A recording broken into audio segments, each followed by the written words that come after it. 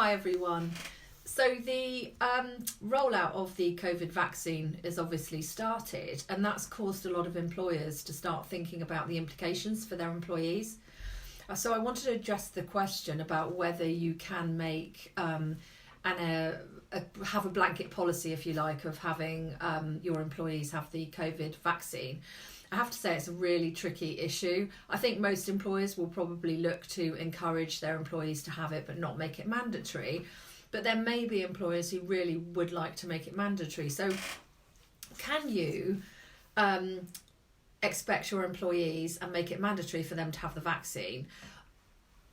You're not going to like this response, but it all depends. In theory, yes, you could, but it would depend on whether you felt that the vaccine was a reasonable instruction. So, for example, in the care sector, you know, a care home might say, well, actually, we believe it's a reasonable work instruction to require our employees to have the vaccine, because if they don't have the vaccine, they'll be putting vulnerable people at risk, and therefore that would be their justification.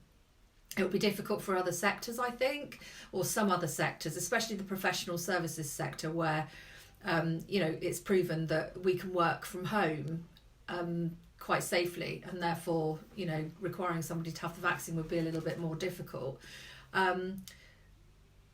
So can you dismiss somebody for failure to have the vaccine?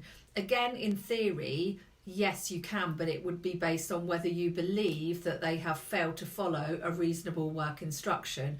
So we come straight back to, is requiring your employee a reasonable work instruction or not? So, the care sector, you might say, well, yes, I think I can dismiss this person fairly because they have failed to follow a reasonable work instruction, which was to have the vaccine.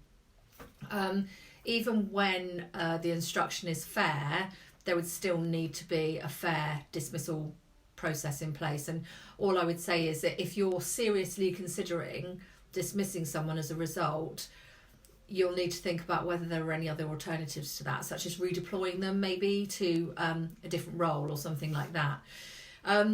That said, there are some tricky issues here because there are other ways, other implications, if you like. So, for example, there's a potential for indirect discrimination in that if you treat people who have not had the vaccine differently to those who have, potentially, depending on a person's protected characteristics, could amount to indirect discrimination.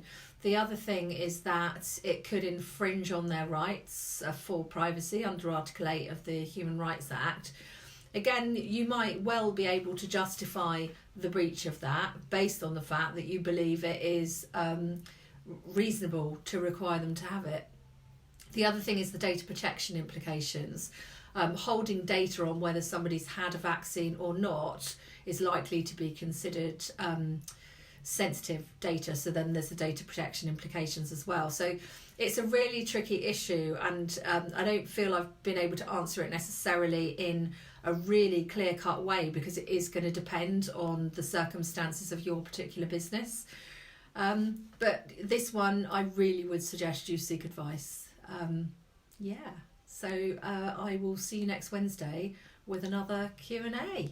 Let me know if there are any questions that you would specifically like answering that are relevant to your business. I'm always happy to receive a quick email to say, actually, could you do a video on this particular question? More than happy. Ask away and I'll include it in the series. Thanks very much. Bye.